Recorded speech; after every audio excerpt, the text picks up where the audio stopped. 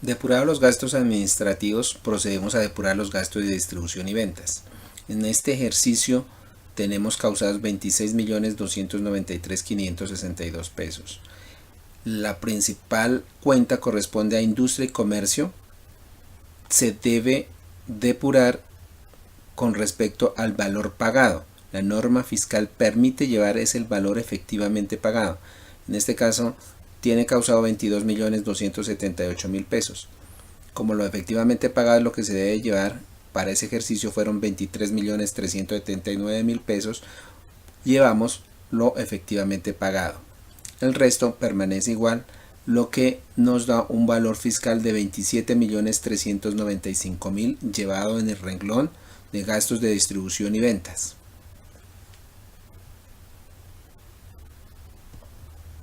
Ahora depuramos el renglón de gastos financieros, renglón 58, que contiene gastos bancarios por 2.664.413. Le llevamos un crédito por 70.500 pesos que no guarda relación con los gastos bancarios registrados contablemente. A los intereses a las entidades financieras tiene registrado contablemente 3.288.860. Le restamos 1.278.369 pesos porque no corresponde a unos intereses pagados a la entidad financiera. Los intereses de mora por 15.000 pesos que se encuentran causados, se hace crédito por 15.000 pesos y no se lleva como deducción fiscal. Luego depuramos el renglón 59, que corresponde a otros gastos y deducciones, el cual se encuentra causado por 44.490.717 contablemente. Depurable le hacemos a la diferencia en cambio, le quitamos 394.260, a los descuentos comerciales condicionados le restamos 1.178.923, al gravamen al movimiento financiero la norma fiscal permite llevar solo como deducible el 50%, por tal razón para la vivienda de 836.664 solo llevamos el 50% de 418.332, de Bancolombia de 7.429.369 llevamos solo el 50%, 3.714.685, porque así dice la norma fiscal que el gravamen al movimiento financiero solo es deducible el 50% fiscalmente. Hay un gravamen a una entidad no financiera, 78.641, eso no es deducible el 100%, o sea que quitamos 78.641. Luego encontramos costos y gastos de ejercicios anteriores. La norma fiscal dice que los costos y gastos de ejercicios anteriores no son deducibles fiscalmente, por lo tanto quitamos 15.600.769. Los impuestos asumidos tampoco son deducibles y quitamos 17.920 pesos. Tampoco son deducibles los gastos no deducibles, que en este caso son 51.700 pesos. Tampoco son deducibles las multas, sanciones y litigios, así dice la norma fiscal, entonces se quita este valor de 476.000 pesos. Tampoco son deducibles los otros diversos no operacionales de 96.868. Hay unas bonificaciones a mera liberalidad, pero que no hicieron parte de los aportes al sistema de parafiscales, por lo tanto no es deducible ni se tomó en cuenta para lo de la retención en la fuente. Quitamos 3.440.000 pesos. Y hay unos gastos no deducibles que no corresponden a gastos de la empresa, pero que se encuentran contabilizados, se depuran y se quitan 4.439.972 pesos.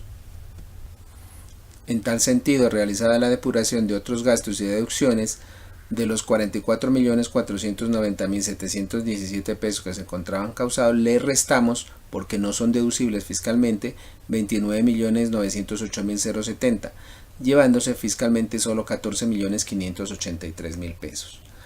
Una vez hecha la depuración a estas cuentas de resultados, tenemos el total de costos y gastos deducibles, que es la suma de renglón 55 a renglón 59, y que contablemente nos da un valor de 1.778.665.329, pero que fiscalmente por efecto de la depuración solo nos da 1.712.699.000 pesos. Si observamos, solo por parte de información tenemos un beneficio contable, esto solo es informativo, o sea, una utilidad contable de 278.479.996. Ahora vamos a encontrar la renta líquida fiscal, que la encontramos en el renglón 63 y corresponde a la renta líquida ordinaria del ejercicio, que es el renglón 63, y nos da 344.447. Si ustedes observan, la utilidad contable es menor a la renta líquida. ¿Por qué? Porque hemos quitado gastos que no son deducibles fiscalmente. A esta renta obtenida, que es la renta líquida del renglón 63, le restamos las compensaciones si hay, y así obtenemos la renta líquida. Esta renta líquida se compara versus la renta presuntiva, que para el caso debemos encontrar la depuración de la renta presuntiva. La renta presuntiva para este ejercicio se depura teniendo en cuenta el artículo 189 del Estatuto Tributario. Se toman los saldos del año inmediatamente anterior. Para el caso, el señor Pedro Pablo Rico tiene un patrimonio bruto en el año 2016 de 2.446.311.000. Tiene un pasivo de 1.262.652.000. para obtener un patrimonio líquido de 1.183.659.000. A eso le detraemos el valor patrimonial neto de los aportes y acciones poseídos en sociedades nacionales, el valor patrimonial neto de bienes afectados por fuerza mayor o caso fortuito, el valor patrimonial neto de bienes vinculados a empresas en periodos improductivos, el valor patrimonial neto de bienes vinculados a empresas exclusivos de minería. Le restamos los primeros 19.000 VTs de activos del contribuyente destinados al sector agropecuario, le restamos las primeras 8.000 VTs del valor de vivienda de habitación del contribuyente que él tiene, y le restamos 254.872.000 pesos para obtener una base de cálculo de la renta presuntiva de 928.787.000 pesos. A la base del cálculo de la renta presuntiva encontrada le aplicamos el 3.5% que corresponde a la renta presuntiva. A eso le sumamos las rentas gravables del activo exceptuados y así obtenemos la renta presuntiva definitiva, que en este caso son 32.508.000 pesos. Encontrada la renta presuntiva del renglón 67, la comparamos con la renta líquida del renglón 66 y tomamos la mayor. A la renta líquida obtenida mayor, entonces le restamos las rentas exentas del renglón 68, le sumamos las rentas gravables del renglón 69, le quitamos la renta líquida pasiva de entidades controladas del exterior sin residencia fiscal en Colombia, y así obtenemos la renta líquida distinta a los dividendos grabados al 5, al 35 o al 33, que es la suma mayor entre el renglón 66 y 67, y a ese le restamos el renglón 68 y sumamos el renglón 69, para este caso 344.447.000 pesos. Una vez tenemos la renta líquida, le debemos aplicar el porcentaje de la tarifa del impuesto de renta y complementarios. A la renta líquida le sumamos los dividendos grabados a la tarifa del 5%, los dividendos grabados a la tarifa del 35%, los dividendos grabados a la tarifa del 33%, eso conforme a la ley 1819 del año 2016. Luego sumamos los ingresos por ganancias ocasionales, los costos por ganancias ocasionales, las ganancias ocasionales no grabadas y exentas, y así obtenemos la ganancia ocasional gravable, que es la diferencia entre el renglón 75 menos el renglón 76 menos el renglón 77, y así obtenemos las ganancias ocasionales gravables. Como no tenemos ninguno de esos renglones, pasa directamente a calcularse el impuesto sobre la renta líquida gravable. Al renglón 71 encontrado le aplicaremos el impuesto sobre la renta líquida gravable. Si el declarante es una sociedad o asimilada nacional o sociedad extranjera de cualquier naturaleza, se deberá multiplicar el valor del renglón 71 por la tarifa definida en la siguiente tabla. Aquí encontramos las diferentes tarifas a ser aplicables. Ejemplo, para el sector de cooperativas, a partir del año 2017 será el 10%, la tarifa general será del 34%. Tenemos aquí unas tarifas del 9% también para el caso de las empresas industriales y comerciales del orden departamental, municipal, distrital con actividades de suerte, azar, licores y alcoholes. Tenemos otra tarifa del 33%, pero esta es para los modificadas de acuerdo al artículo 245 numeral 2, que aplicaba con la ley 1819 del año 2016, del 33%, para las empresas editoriales el 9%, para servicios hoteleros prestados en hoteles nuevos o remodelados en municipios de hasta 200.000 habitantes el 9%, para rendimientos de reservas de estabilización que constituye las sociedades administradoras de fondos de pensiones y cesantías, la renta bruta especial será del 9%. Para el exceso de la reserva originada en rendimientos sobre reservas de estabilización de las sociedades administradoras de fondos de pensiones y cesantías será el 24%. Para usuarios de zona franca el 20%. Para usuarios de zonas francas creadas en el municipio de Cúcuta el 15%. Y para los usuarios del régimen tributario especial será del 20%.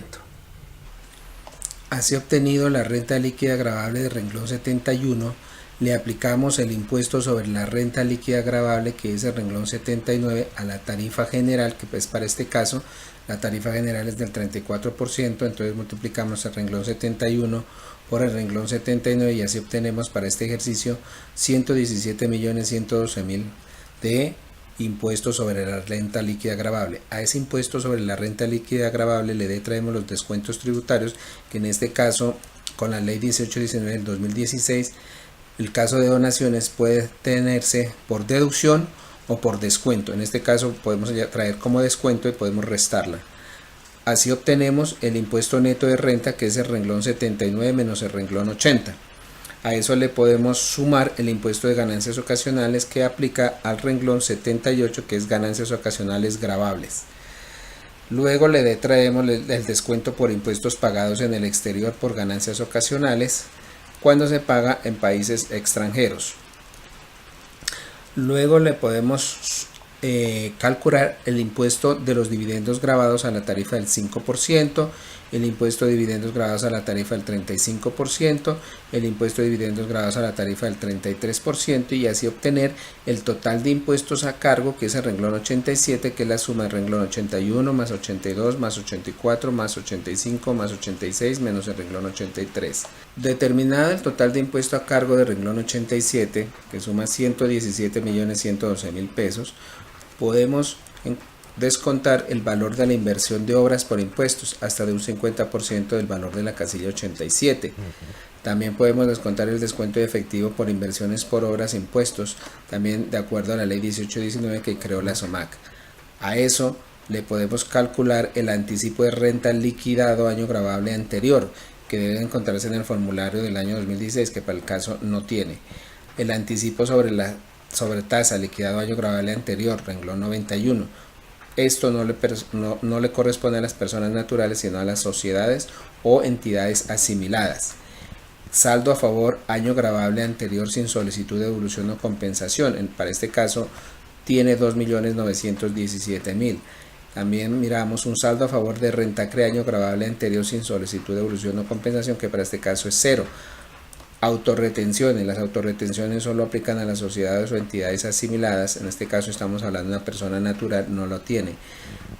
Otras retenciones, que es por ventas, en este caso tiene 58.323.000. Así obtenemos el total de retenciones año gravable a declarar, que es el renglón 96 por 58.323.000 pesos.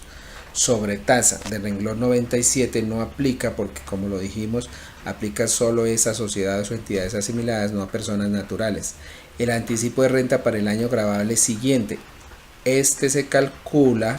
El cálculo del anticipo tiene dos opciones: La primera opción es tomar el impuesto neto de renta del presente ejercicio y multiplicarlo por el 75%. La segunda opción es tomar los dos impuestos netos de renta, dividirlos entre 2 y multiplicarlos por el 75%. Al menor valor se le resta las retenciones en la fuente del presente ejercicio, que para este caso son 58.323.000 y me da un valor de anticipo de 13.564.000 pesos. Encontrado el anticipo de renta para el año gravable siguiente, podemos encontrar el anticipo sobre la tasa para el año gravable siguiente, pero recuerde que no le aplica porque solo aplica a las sociedades y entidades asimiladas. En este caso estamos frente a una persona natural. Así llegamos a obtener el saldo a pagar del impuesto, que es tomar el total de impuesto a cargo, ¿sí?, y sumarle el renglón 97, el renglón 98, el renglón 99, restarle el renglón 88, restarle el renglón 89, restarle el renglón 90, restarle el renglón 91, restarle el renglón 92, restarle el renglón 93 y restarle el renglón 96. Y así obtenemos el valor a pagar de este impuesto, que en este caso son 69.436.000 pesos. Si la declaración se presenta extemporáneamente, se debería calcular una sanción por extemporaneidad. En este caso es 0 y así obtenemos el renglón 102, que es el total saldo a pagar. Si no hubiese saldo a pagar, seguramente estaríamos frente a un total saldo a favor, que es por cobrarle a la Administración de Impuestos y Aduanas Nacionales. Aquí podemos relacionar el valor del impuesto exigible por obras por impuestos modalidad de pago 1 o el valor total de proyecto obras por impuestos modalidad del pago 2 que se hayan generado durante ese presente ejercicio. Hecha la depuración entre la parte contable y la norma fiscal, vendrá automáticamente a cada renglón del formulario 110 cada elemento, en este caso patrimonio, efectivo, bancos y otras inversiones. Inversiones e instrumentos financieros, cuentas, documentos, arrendamientos financieros por cobrar, inventarios, activos intangibles, activos biológicos, propiedad, planta y equipo, otros activos, total patrimonio bruto, pasivos, total patrimonio líquido, ingresos brutos de actividades ordinarias, ingresos financieros, los dividendos o participaciones recibidos o capitalizados por sociedades extranjeras, dividendos o participaciones recibidos por declarantes diferentes sociedades nacionales, dividendos o participaciones recibidos por personas naturales sin residencia, otros ingresos, para obtener el total de ingresos brutos.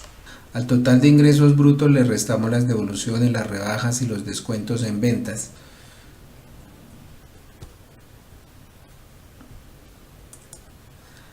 Le quitamos los ingresos no constitutivos de renta ni ganancia ocasional, le sumamos los ingresos no constitutivos de renta de dividendos o participaciones de personas naturales y así obtenemos el total de ingresos netos. A eso le quitamos los costos, los gastos y las deducciones, en este caso costos, gastos de administración, gastos de distribución y ventas, gastos financieros, otros gastos y deducciones y obtenemos el total de costos y gastos deducibles, que es la suma del renglón 55 a 59. A eso le quitamos inversiones efectuadas en el año, pero esto corresponde a las ESAL, a las entidades sin ánimo de lucro. Las inversiones liquidadas del periodo gravable año anterior, solo le corresponde este renglón 61-62 a las entidades sin ánimo de lucro. Y así obtenemos la renta líquida ordinaria del ejercicio.